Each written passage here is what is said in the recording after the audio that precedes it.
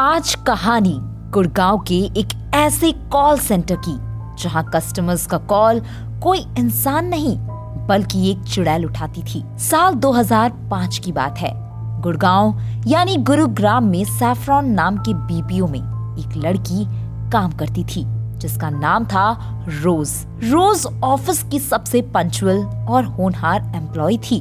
उसे वहां काम करते हुए करीब साल भर हो गया था और पिछले कुछ महीनों में अपनी परफॉर्मेंस के बल पर वो एम्प्लॉय ऑफ द मंथ बनती आ रही थी। टीम लीडर से लेकर उसके टीममेट्स अब उसकी बड़ी इज्जत करते थे। फिर एक दिन वो घटना घटी जिसने पूरे बीपीओ को दहला कर रख दिया। एक दिन रोज किसी कस्टमर से बात कर रही थी।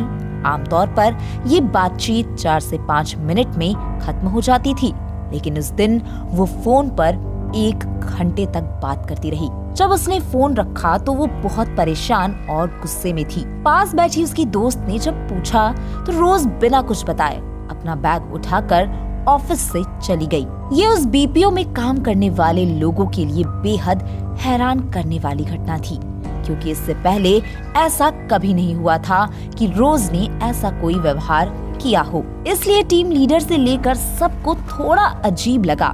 टीम लीडर को लगा कि शायद वो जिस कस्टमर से बात कर रही थी उसी की वजह से रोज इस तरह परेशान हो गई। तो उस कस्टमर से बात करने के लिए टीम लीडर ने जैसे ही रिटर्न कॉल करने की कोशिश की, उसके पैरों के तले जमीन खिसक गई। उसने स्क्रीन पर देखा कि पिछले 1-1.5 घंटे से किसी भी कस्टमर का कॉल नहीं आया था। टीम लीडर हैरान थी कि जब किसी का कॉल आया ही नहीं तो रोज फोन पर क्यों और किससे बात कर रही थी।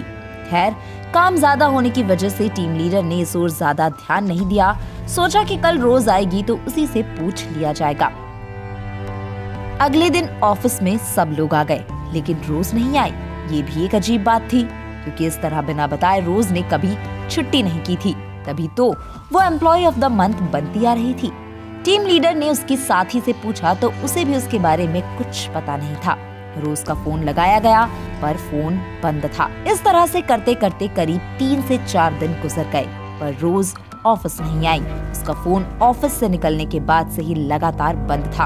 अब टीम लीडर और एचआर की परेशानी बढ़ गई। उन्हें समझ नहीं आ रहा था कि इतनी अच्छी एम्प्लॉय ऐसा क्यों कर रही है। तब विचार किया गया कि जहां वो रूम लेकर रहती है वहां ऑफिस से किसी को भेजकर पता लगाना चाहिए कि रोज को क्या परेशानी है, क्योंकि रोज अक्सर नाइट शिफ्ट भी किया करती थी और ऐसे में उसे ऑफिस का कैब ड्राइवर रोज को उसके घर के सामने ड्रॉप करता था। अब उसी ड्राइवर को रोज के पते पर भेजा गया।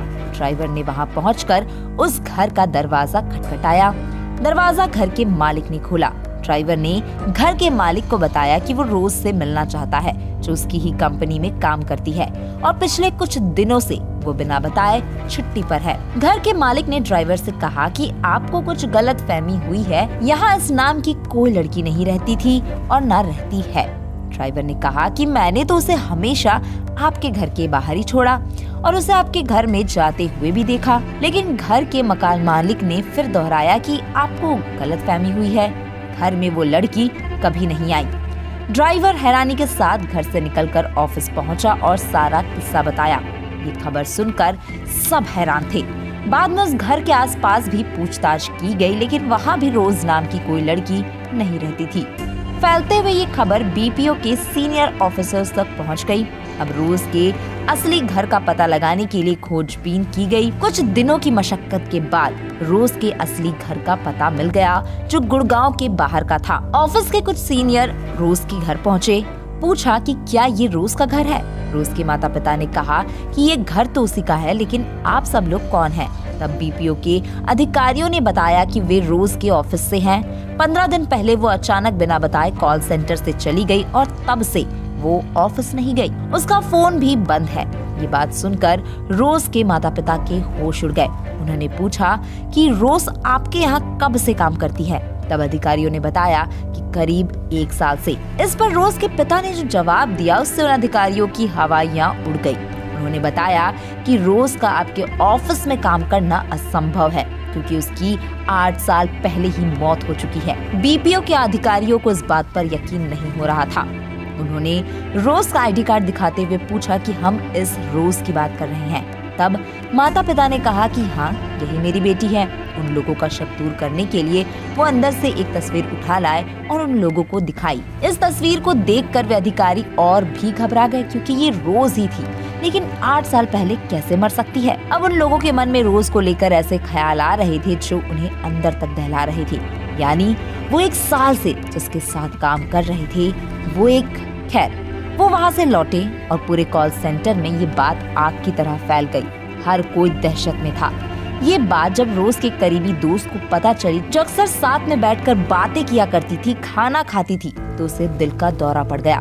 इसके अलावा ऑफिस में रोज के 2-3 करीबी और थे जिनसे रोज की अच्छी बातचीत और दोस्ती थी। वो अपना मानसिक संतुलन खो बैठे। ये बातें बाहर फैलने लगी। जिस बिल्डिंग में ये ऑफिस था, तो उस बिल्डिंग के बनने की कहानी सामने आई तो लोग और हैरान रह गए।